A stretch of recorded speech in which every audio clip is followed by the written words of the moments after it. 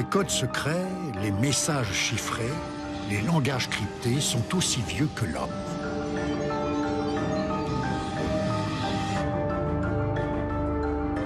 Parmi les grands codes historiques, beaucoup ont pu être cassés.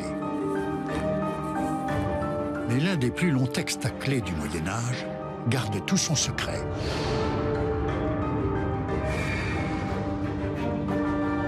C'est le manuscrit de Voynich.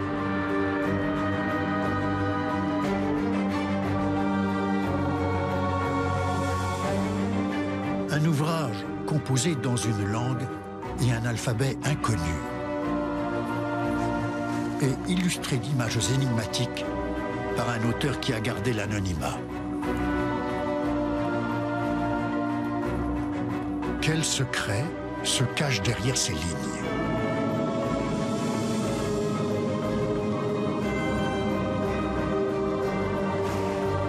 Pour le savoir, un chercheur a décidé de soumettre le manuscrit à un examen exhaustif en faisant appel aux toutes dernières techniques d'exploration scientifique. L'analyse du parchemin, de l'encre et des pigments devrait enfin livrer la clé de l'énigme.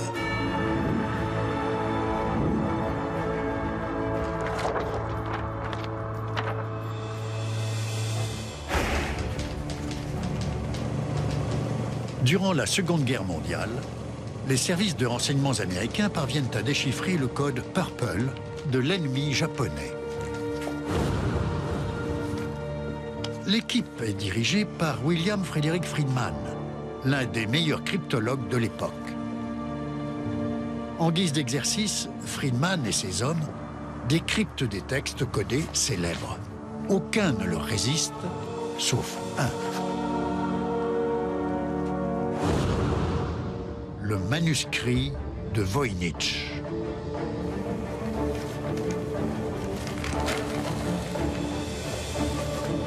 Les Américains finissent par jeter l'éponge. Ce sera leur seul échec.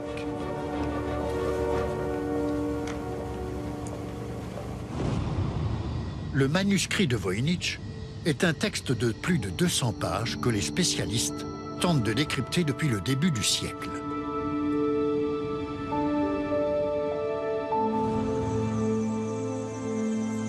En 1912, un antiquaire new-yorkais du nom de Wilfrid Voynich se rend à la Villa Mondragone, dans les environs de Rome, pour acquérir des livres anciens. Les jésuites vendent une partie de leur collection.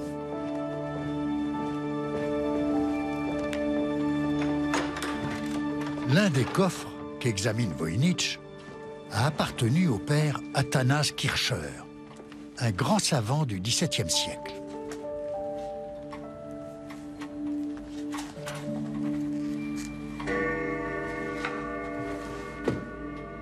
Le coffre contient divers ouvrages, dont un manuscrit très étrange.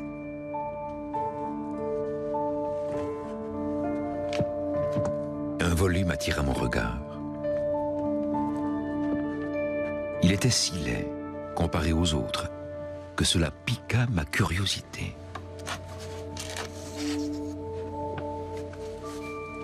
Je constatais qu'il était entièrement écrit en langage chiffré.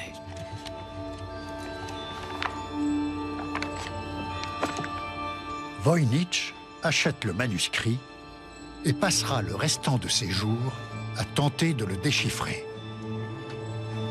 Mais à sa mort, le mystère demeure entier.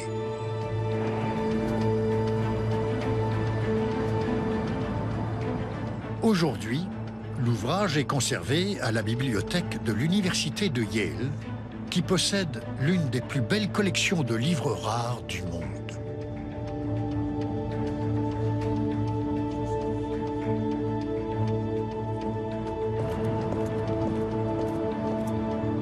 René Zandbergen étudie le manuscrit de Voynich depuis des années. Good afternoon. Good afternoon. Can I help? Je voudrais voir le manuscrit de Voynich. La première fois que j'ai vu une page du Voynich, je me suis dit, ça n'a pas l'air bien méchant. Je vais vite le déchiffrer.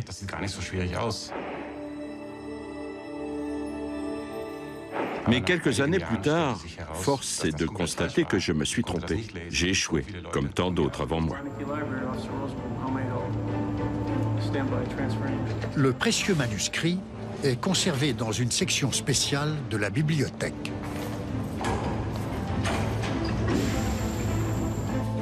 C'est la toute première fois que René Zandbergen voit l'original. C'est étonnant. Quelqu'un a écrit ce texte il y a des centaines d'années probablement, et aujourd'hui, avec toute la technologie moderne, on n'arrive toujours pas à le décrypter. Ces 200 et quelques pages de parchemin contiennent un texte d'environ 170 000 caractères et d'innombrables images très détaillées. On se perd facilement dans ce dédale de signes obscurs. Un autre aspect très étonnant de ce manuscrit, c'est qu'il autorise toutes les interprétations. On peut y voir ce que l'on veut. On peut échafauder toutes les hypothèses possibles. On trouvera forcément de quoi l'étayer dans ces pages. Mais jusqu'à présent, aucune théorie n'est parvenue à s'imposer. Un examen plus détaillé permet d'identifier différentes sections.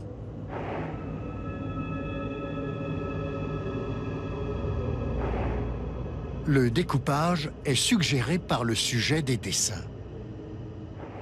Paula Ziatz est restauratrice en chef de la bibliothèque. Elle a passé de nombreuses heures sur le Voynich. On ne comprend pas le texte, mais les enluminures donnent une indication du contenu. Visiblement, on a affaire à plusieurs sections. La majeure partie de ce document semble traiter de botanique.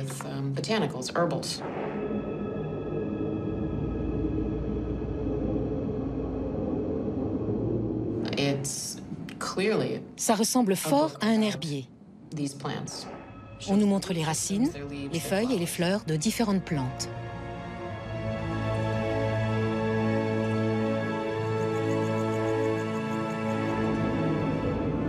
Certains dessins paraissent réalistes.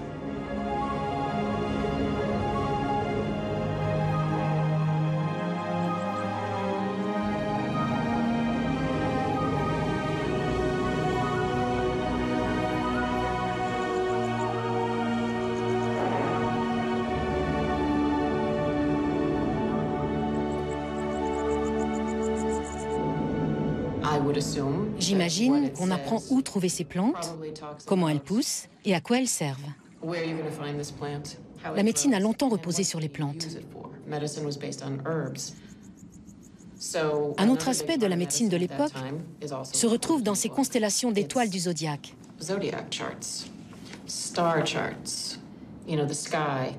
On en trouve des pages et des pages. C'est très détaillé.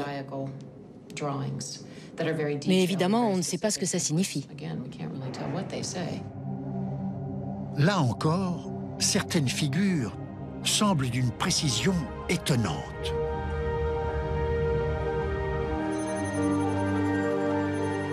D'autres révèlent des effets optiques cachés lorsqu'on les anime.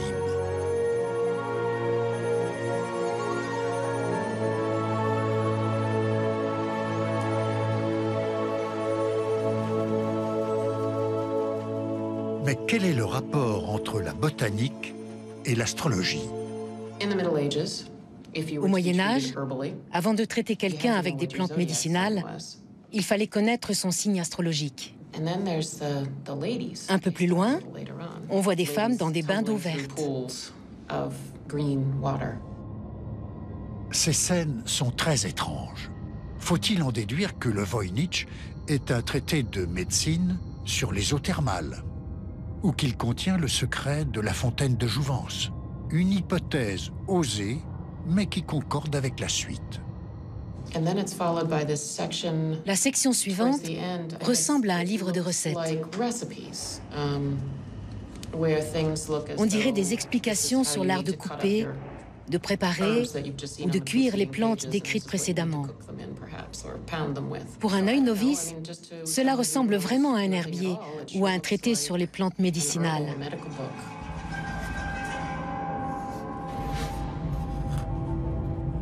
Un médecin de génie a-t-il consigné ses remèdes sous une forme codée pour les cacher à ses rivaux ou à l'Inquisition?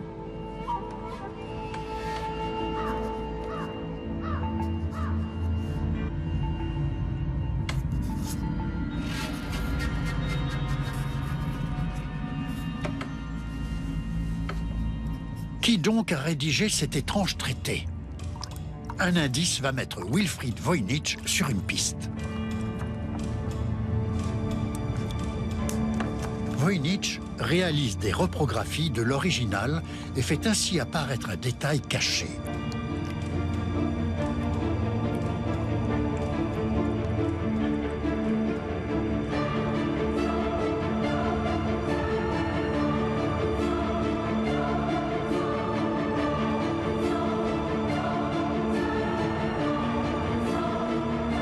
Il s'agit d'une signature sur la première page.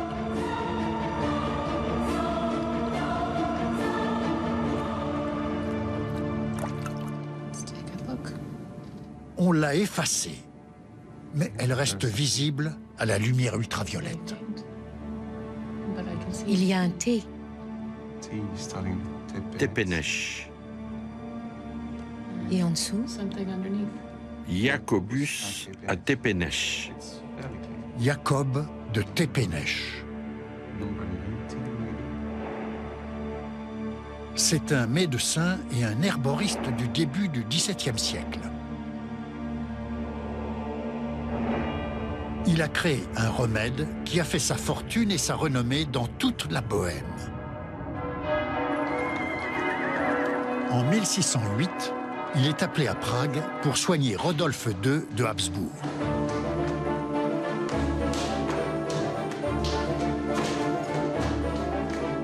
L'empereur souffre de mélancolie.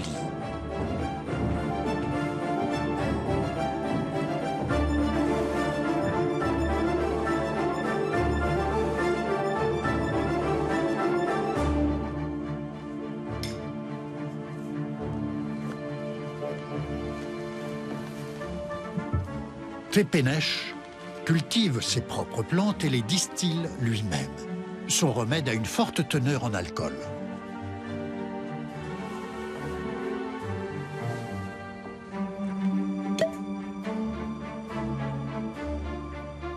Et il produit l'effet voulu. Le monarque reprend goût à la vie. Reconnaissant, il anoblit Tepenesh et le nomme chimiste de la cour.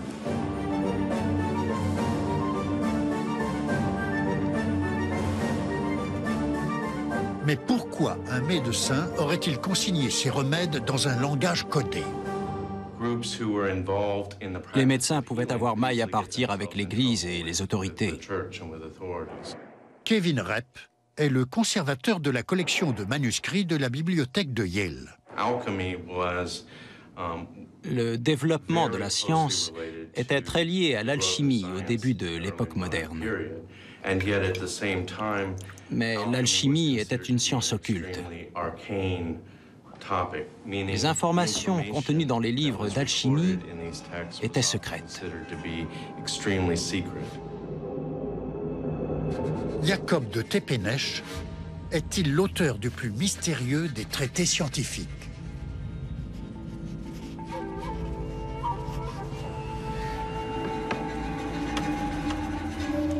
Une chose frappe tout de suite quand on examine les dessins de plantes.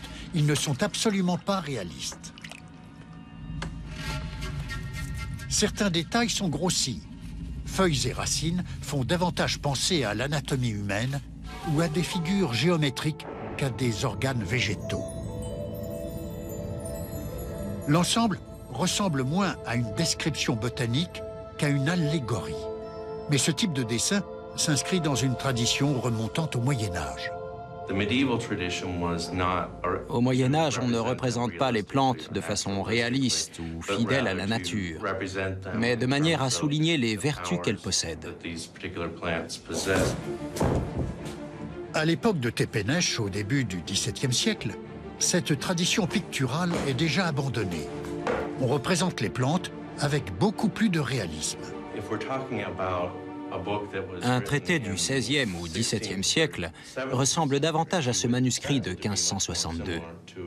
Comme vous pouvez le voir, l'auteur accorde beaucoup d'importance à la précision du dessin.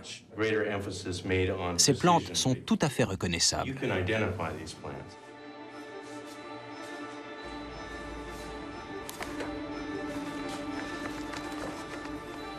Jacob de Tepenesch ignorait ces détails historiques. Les dessins qu'il aurait pu exécuter se seraient forcément inscrits dans le style de son époque. Il ne saurait donc être l'auteur du manuscrit. Mais alors, pourquoi son nom figure-t-il en première page? La même signature orne d'autres livres lui ayant appartenu. Le manuscrit de Voynich a dû être en sa possession à un moment ou à un autre.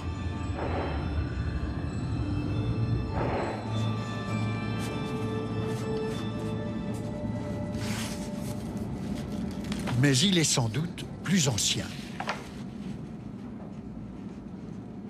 Du moins, c'est ce que semble indiquer une lettre trouvée avec le manuscrit. Cette lettre est très importante. Elle date de 1665 et a été écrite par un médecin de Bohême du nom de Johannes Marcus Marci. Elle est adressée à son ami Athanase Kircher à Rome. C'est un esprit universel et un polyglotte qui parlerait toutes les langues connues. Marci lui demande de traduire l'ouvrage. Il précise que l'empereur Rodolphe II l'a acheté pour 600 ducats. Rodolphe est un protecteur des arts et des sciences. À son époque, science et magie sont intimement liées.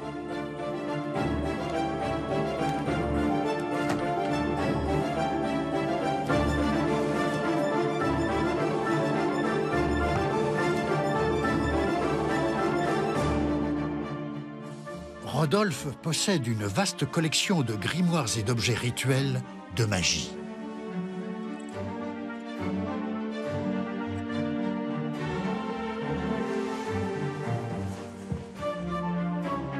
Le précieux manuscrit de Voynich en est l'une des pièces. L'empereur dépense des sommes folles pour sa collection. À sa mort, il laisse des dettes. Or, Jacob de Tepenesch est l'un de ses créanciers. Il pioche probablement dans la bibliothèque impériale pour se rembourser. C'est sans doute ainsi que le manuscrit entre en sa possession.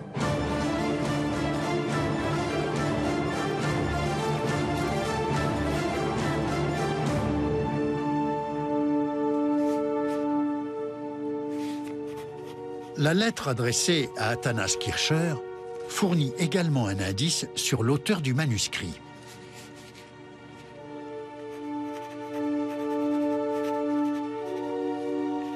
Il pourrait s'agir de Roger Bacon, en latin Rogerium Baconem.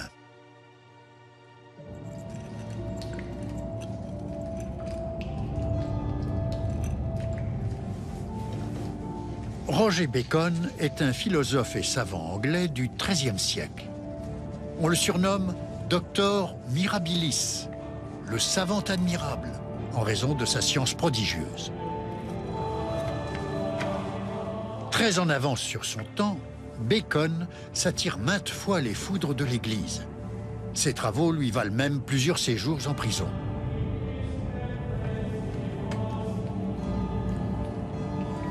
C'est l'un des premiers savants européens à s'intéresser à l'optique. Il explique la formation des arcs-en-ciel.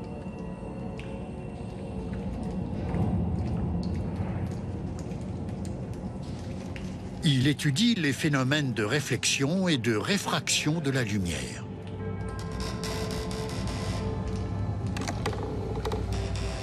Et il utilise des verres grossissants. De nombreuses enluminures du Voynich, en particulier dans la section astrologique, évoquent des formes qui sont visibles dans la nature, mais uniquement au microscope.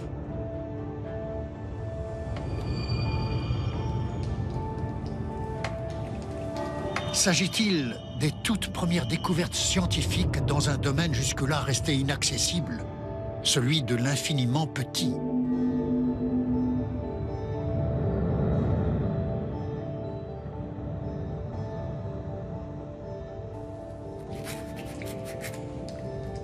Cela justifierait l'utilisation d'un langage codé. Car pour ce genre de travaux, on risque le bûcher des hérétiques au XIIIe siècle.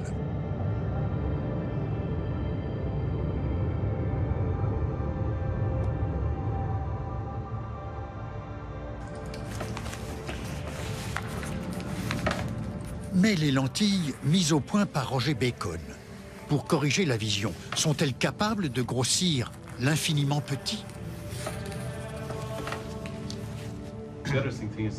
Richard Santacoloma a étudié les effets optiques apparaissant dans le manuscrit.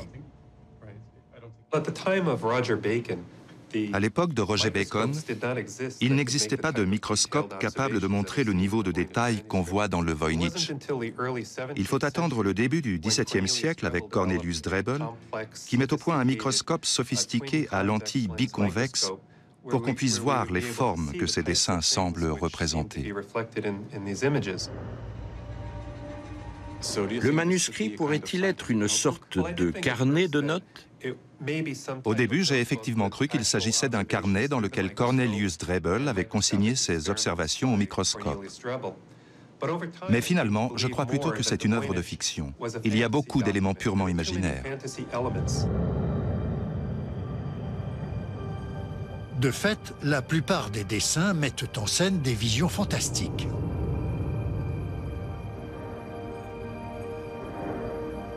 Renvoie-t-il à cet âge fabuleux où l'homme possédait la connaissance absolue, auquel on se plaît à croire au XVIIe siècle?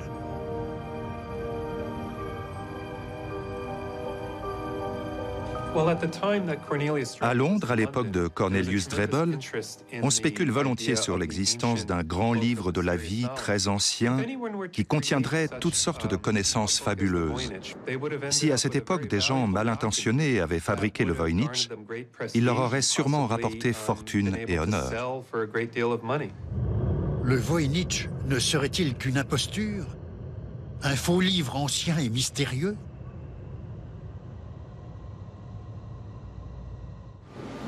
Une étude au microscope va ouvrir de nouvelles perspectives.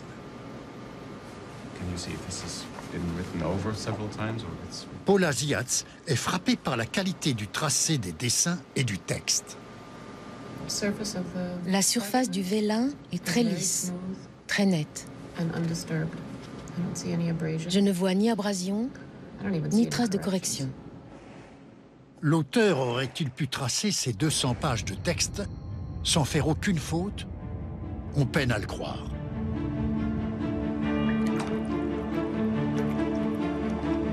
Mais Wilfried Voynich est la seule source d'information concernant la découverte du manuscrit. Et s'il avait menti? Et si, fort de son expérience d'antiquaire, il avait succombé à la tentation et fabriqué un faux livre ancien?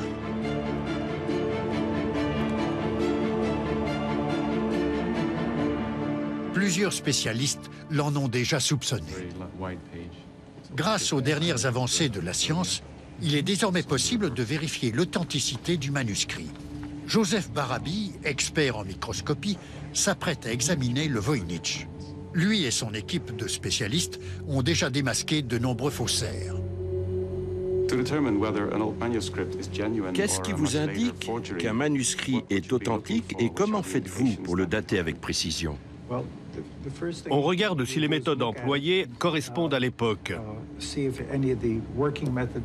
On examine surtout les matériaux utilisés. Cherchons une page avec de beaux pigments. Joseph Barabi feuillette le livre à la recherche d'échantillons représentatifs. Ah, ça c'est bien. Au microscope, le manuscrit est encore plus beau.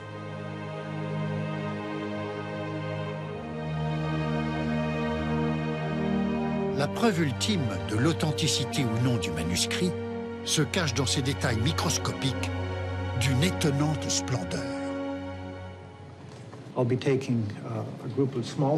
Je vais prendre quelques échantillons de petite taille.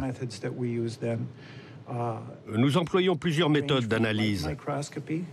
La microscopie optique, qui étudie l'apparence de l'objet, l'analyse élémentaire des particules, qui porte sur ses constituants, et les techniques de spectroscopie et de cristallographie, qui révèlent sa composition chimique. Nous obtenons ainsi une image d'ensemble de l'objet. Tous ces examens nous servent à déterminer la manière dont il a été fabriqué. La plupart des faussaires commettent des erreurs toutes bêtes.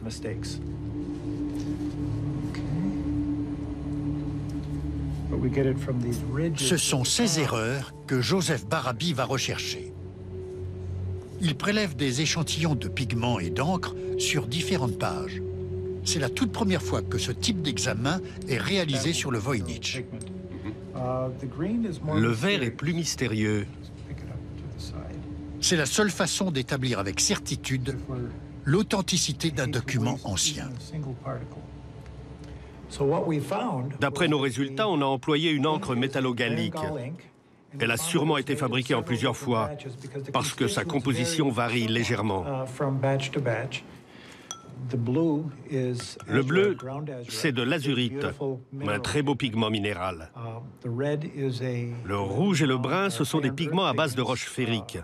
L'ocre rouge tire sa couleur de l'hématite. Il est magnifique. En résumé, les matériaux utilisés pour le texte et les enluminures de ce document correspondent tout à fait à ceux qu'on utilisait au XVe et XVIe siècle.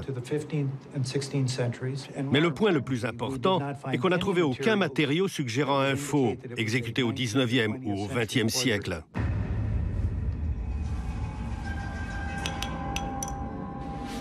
Autrement dit, l'analyse de l'encre et des pigments confirme l'authenticité du manuscrit de Voynich. Les pigments ont longtemps été des matières précieuses. La préparation des peintures nécessite des connaissances pointues.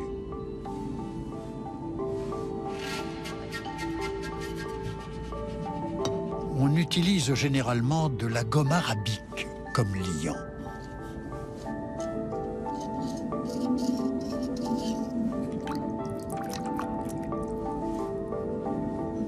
Il faut beaucoup de dextérité pour peindre avec des pigments naturels.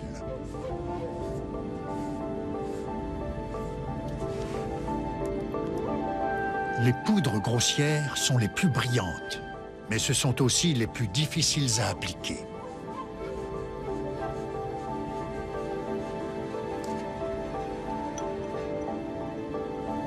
Les couleurs éclatantes du Voynich n'ont pu être obtenues que par un grand coloriste.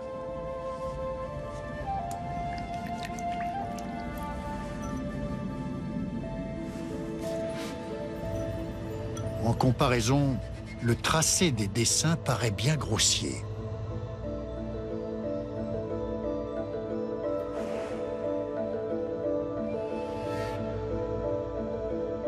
De nombreuses figures, comme ce petit dragon ou ces femmes aux joues roses, ressemblent à des dessins d'enfants.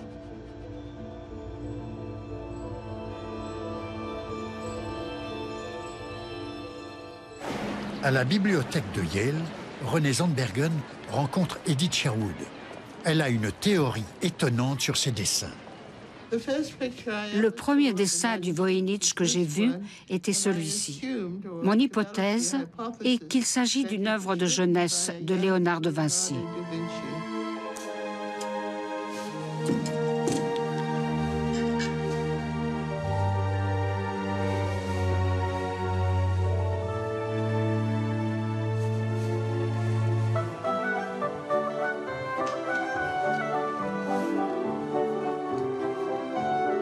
Léonard grandit dans une famille aisée. Il manie sans doute les pinceaux depuis son plus jeune âge. Mais est-il possible que les dessins de Voynich soient ses premières œuvres?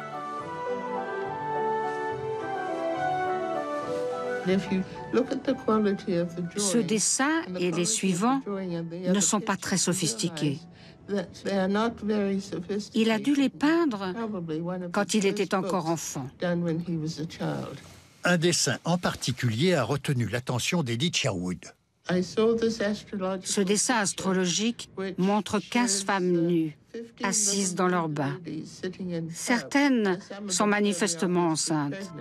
Au centre, un bélier symbolise le signe astrologique du même nom. Or, le signe du bélier correspond au mois d'avril. Si les 15 femmes symbolisent un nombre de jours, on obtient une date, le 15 avril. Les femmes sont enceintes et tiennent dans les mains des étoiles, symbole de la naissance. Une des femmes tient son étoile au bout d'un ruban très voyant.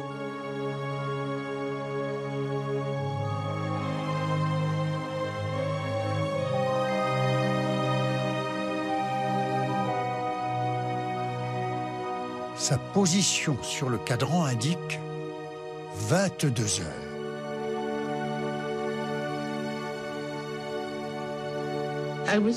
Pour moi, ce dessin représente probablement la date de l'anniversaire de Léonard de Vinci.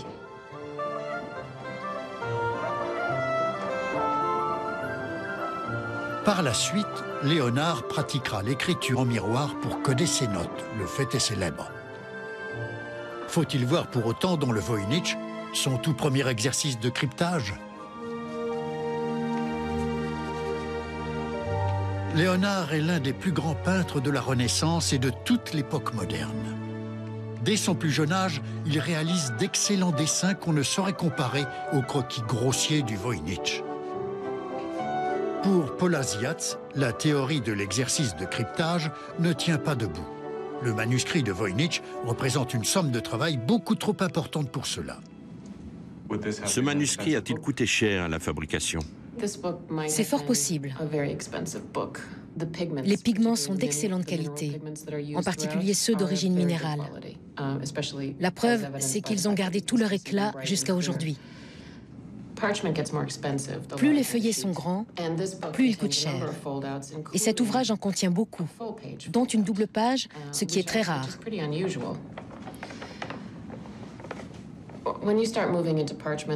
Les feuillets de cette taille doivent être taillés au centre d'une pièce de cuir. Rien que cela fait grimper le prix.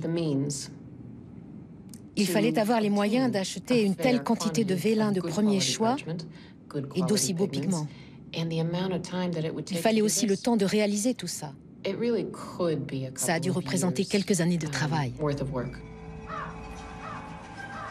L'auteur a donc investi plusieurs années de sa vie et dépensé une petite fortune en matériaux. Ce livre devait avoir une grande valeur pour lui.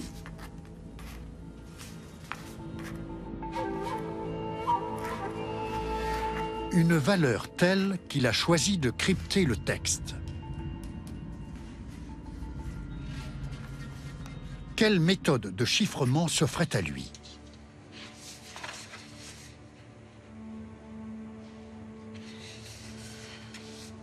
Gerhard Strasser est spécialiste des cryptographies anciennes.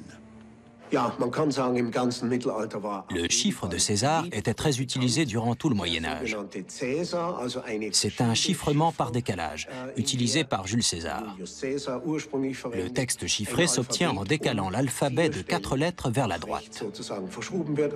Le A devient un D, le B un E, le C un F. C'est un chiffre très simple à mettre en œuvre et très simple à casser.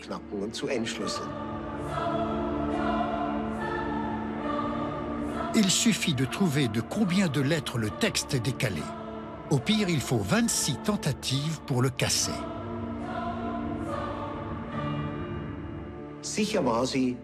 Comme ce système n'est pas très sûr, on compose le premier répertoire, la première table de chiffrement, vers 1330, à la cour du pape. Des mots stratégiques comme papa, le pape, ecclesia, l'église, ou encore rex, le roi, sont remplacés par un code. Pour déchiffrer le texte, il faut posséder la liste des mots codés. Mais cette méthode a des défauts. On se retrouve vite avec de longues listes de mots codés qu'il faut tenir à jour, et l'existence même de ces listes constitue une menace.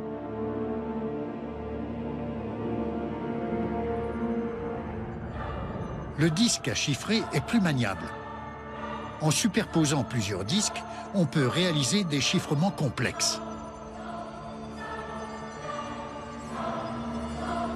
Le carré mis au point par Polybe dans la Grèce antique connaît également un regain de popularité à la fin du XVIe siècle. Aujourd'hui, tous ces procédés paraissent bien simples. Les textes chiffrés avec ces vieux procédés sont-ils encore difficiles à décrypter de nos jours? Aujourd'hui, les systèmes d'analyse de fréquence des lettres et le déchiffrement assisté par ordinateur permettent de décrypter très facilement les textes anciens, jusqu'au XVIIe ou au XVIIIe siècle. On a besoin d'une masse critique de lettres. 30 lettres ne suffisent pas. Mais quand on a cette masse critique, on arrive tout à fait à décrypter le message d'origine, pour autant qu'il ait réellement du sens. Les signes kabbalistiques du Voynich ont-ils réellement du sens? Pour s'en assurer, il a d'abord fallu saisir l'intégralité du texte du manuscrit, soit quelques 170 000 caractères. C'est ainsi qu'on a pu comparer la fréquence d'apparition des lettres et des groupes de mots avec celle de différentes langues connues.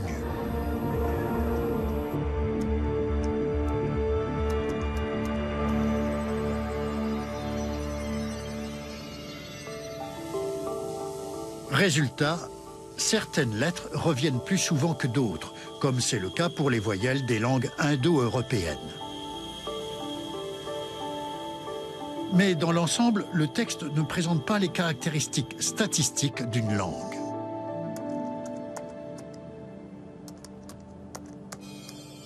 Même en mettant tous les moyens techniques modernes en œuvre, le Voynich reste une suite de signes sans queue ni tête.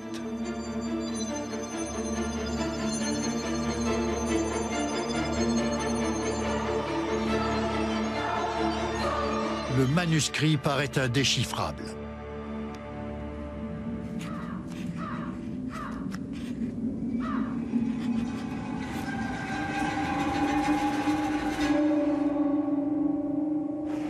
Le linguiste Gordon Rugg pense pourtant détenir la clé de l'énigme. Pour moi, si les techniques de cryptographie moderne ne permettent toujours pas de casser ce texte, c'est qu'il ne s'agit probablement pas d'un texte codé. Le Voynich ne contient-il donc aucun message secret?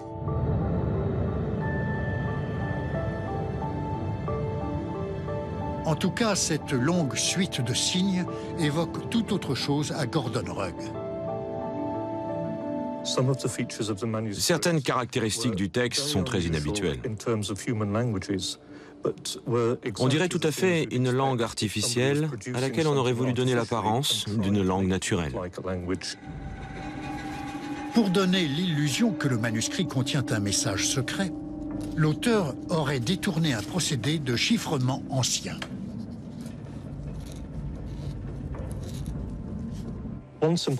La grille de Cardan est très simple à utiliser. C'est un morceau de carton avec des fenêtres découpées à certains endroits. On peut poser ce cache sur un texte pour faire apparaître un message caché. Mais on peut aussi l'utiliser pour produire un texte vide de sens. On pose la grille sur le texte, on note le mot que ça donne, puis on passe au mot suivant, et ainsi de suite jusqu'à la fin de la ligne, et on recommence. Cette méthode permet de produire du texte très vite, quasiment à la vitesse d'écriture du scribe. Cela expliquerait pourquoi les meilleurs cryptographes ont échoué à résoudre l'énigme. Mais qui pourrait être à l'origine d'une telle mystification? Le suspect numéro 1 est un aventurier de l'ère élisabéthaine du nom d'Edward Kelly. Edward Kelly est un homme de loi et un écrivain public anglais. Pour le punir d'avoir falsifié des documents officiels, on lui aurait coupé l'oreille. C'est pour cette raison qu'il aurait porté une perruque toute sa vie.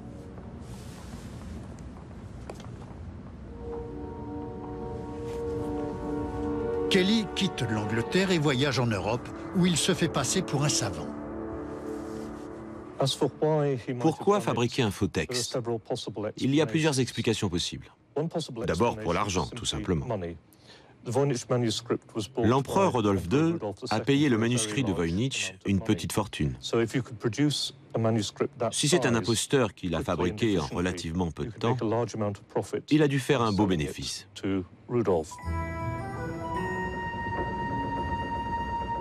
Rodolphe est connu pour sa crédulité. Il protège et finance de nombreux savants et sans doute des charlatans tout aussi nombreux. Edward Kelly lui offre ses services. C'est un alchimiste. Il prétend pouvoir transmuter les métaux ordinaires en or.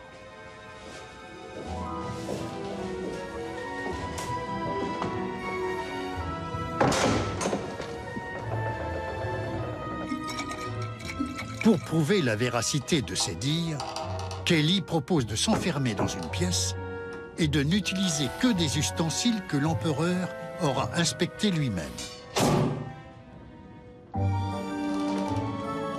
Bien sûr, Rodolphe l'observe.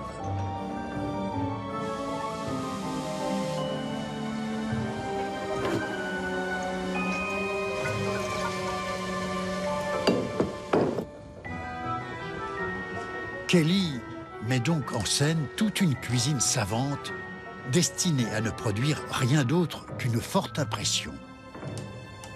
Puis ressort de la pièce en exhibant triomphalement une pépite d'or qu'il avait cachée sur lui. Le coup est réussi, l'empereur le prend à son service.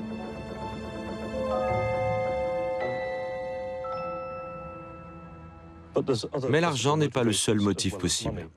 L'auteur peut être un fou qui croit devoir retranscrire un message secret que les anges lui auraient confié. Mais Edward Kelly s'y connaît aussi en anges. Il les a invoqués plusieurs fois pour le compte du mathématicien anglais John Dee.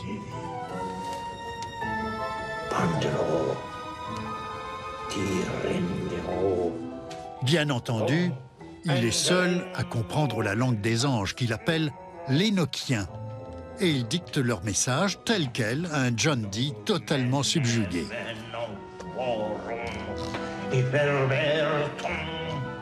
Edward Kelly utilise un alphabet spécial noté sur une table magique.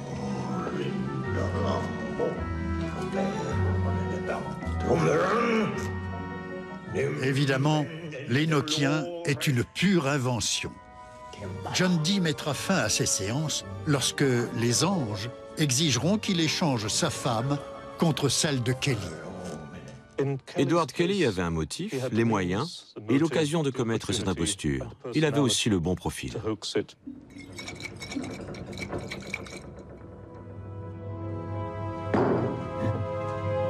Edward Kelly a déjà inventé une langue imaginaire. Et il connaît sa victime idéale, en la personne de Rodolphe, aussi crédule que fortuné. Tout semble donc indiquer qu'il a fabriqué le manuscrit de Voynich.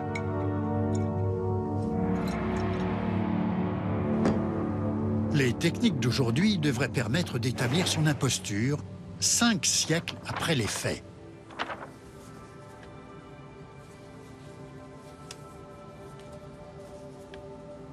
Pour cela, Greg Hodgkins, de l'Université d'Arizona, va prélever des échantillons du manuscrit. Les pages sont en peau de veau.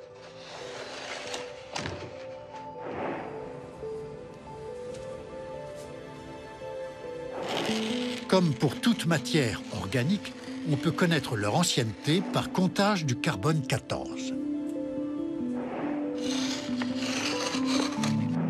Jusqu'à présent, on avait rejeté cette possibilité parce que la datation au radiocarbone nécessite de prélever des échantillons assez importants. Mais l'on vient de s'y résoudre. On va donc enfin connaître avec certitude la date de création du Voynich.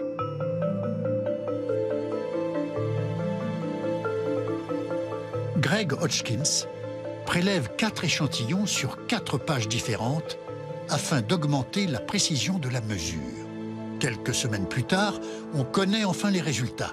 Ils surprennent tout le monde. Voici les mesures des 4 échantillons prélevés sur le manuscrit de Voynich. Comme vous pouvez le voir, les 4 dates sont très rapprochées. Il semblerait que le manuscrit ait été fabriqué en un temps relativement court. On peut même considérer qu'on n'a pas mesuré 4 objets différents, mais un seul et même objet 4 fois, ce qui augmente évidemment la précision des résultats. La moyenne des mesures que j'ai effectuées donne les résultats suivants.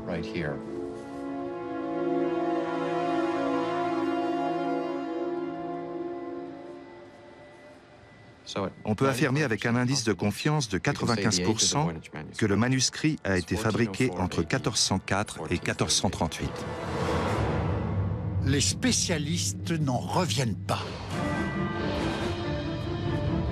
Ce résultat balaie toutes les théories sur l'origine du Voynich. Exit Jacob de Thébenech et Roger Bacon.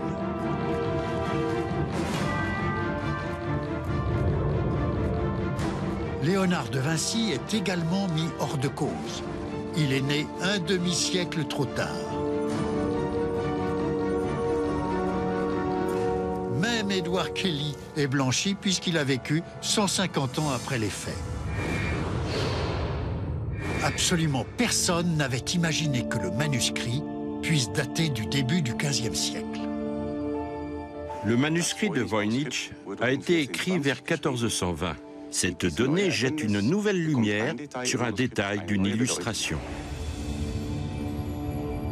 Parmi les 200 et quelques pages de vision fantastique, on trouve un seul et unique dessin réaliste d'une forteresse avec ses tours et ses remparts.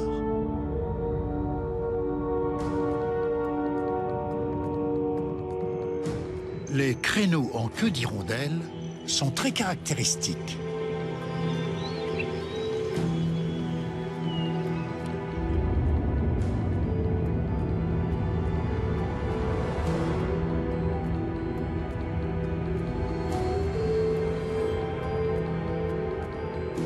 Plus tard, cette forme de créneau se répandra dans toute l'Europe. Mais au début du XVe siècle, on ne la trouve que dans le nord de l'Italie.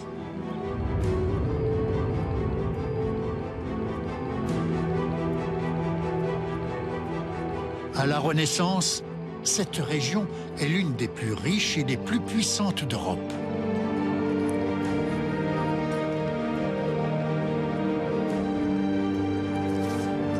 C'est ici que le manuscrit de Voynich a été composé.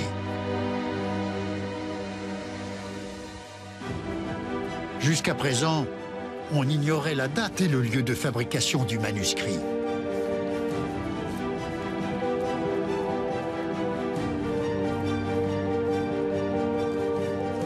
Ces deux informations cruciales donnent enfin un cadre historique au Voynich. Cela va grandement faciliter les recherches.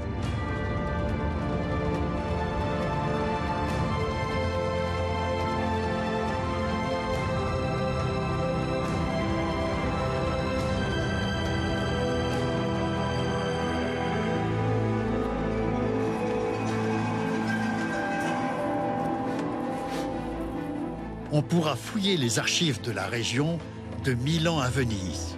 Quelles informations livreront-elles? L'enquête passionnante se poursuit.